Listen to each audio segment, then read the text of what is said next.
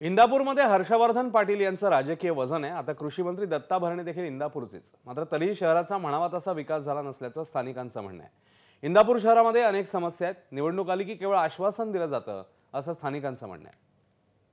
इंदापुरातले स्थानिक प्रश्न काय आहेत आपण इथल्या काही नागरिकांकडून जाणून घेऊयात।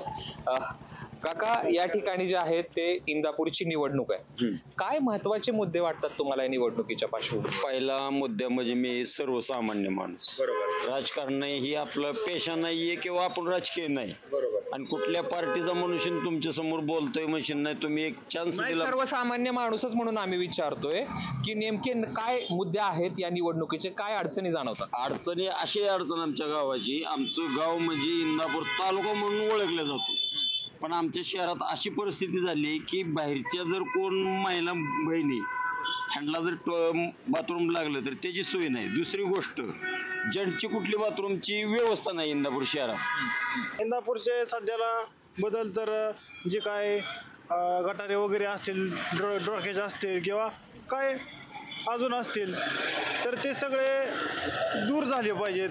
म्हणजे समजा आता चेंबर असतील, गटर असतील, विविध प्रकारचे अजून माणसांचे प्रश्न असतील ते सोडवलं पाहिजेत। रस्त्याचा प्रश्न आहे, मग इंदापुरात प्रत्येक ठिकाणी रस्त्याचा प्रश्न आहे, रस्ते व्यवस्थित झाले पाहिजे। ते रस्त्याच्या मध्ये खाऊन टाकले। त्यानंतर काही ठिकाणी दारूचे धंदे पण आहेत, त्याच्या पण बाबतीत काहीतरी काम झालं पाहिजे। आणि आणखी काय, मुतारी, सगळ्यात महत्वाची मुतारी, आता इथं मुतावं लागते, तर मुतारीची व्यवस्था झाली पाहिजे ज्या ठिकाणी। साधारण शक्यतो चौकात, खडकपुऱ्यावर जी मेन ठिकाण आहेत त्या ठिकाणी मुतारीची व्यवस्था झाली पाहिजे। स्त्री आणि पुरुष अशी जर झाली तर अति उत्तम।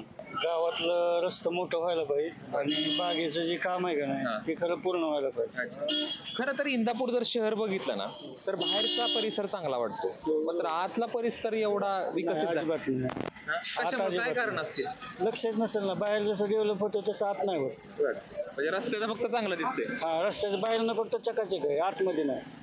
आणि इथं परिस्थिती अशी आहे की आजपर्यंत बरीच लोक इथं सत्ता भोगत होती, पण ही लोक काही जनतेच्या उपयोगी पडत नाहीत, त्यामुळं आज अशी इंदापूरमध्ये परिस्थिती झाली। आशा आहे की हे चित्र बदलावं आणि लोकांना चांगल्या सुखसुविधा मिळाव्यात, हीच या निमित्तानं आपण अपेक्षा करूयात। Camera person Shreyas Jaydeep Bhagat, ABP Majha, Indapur.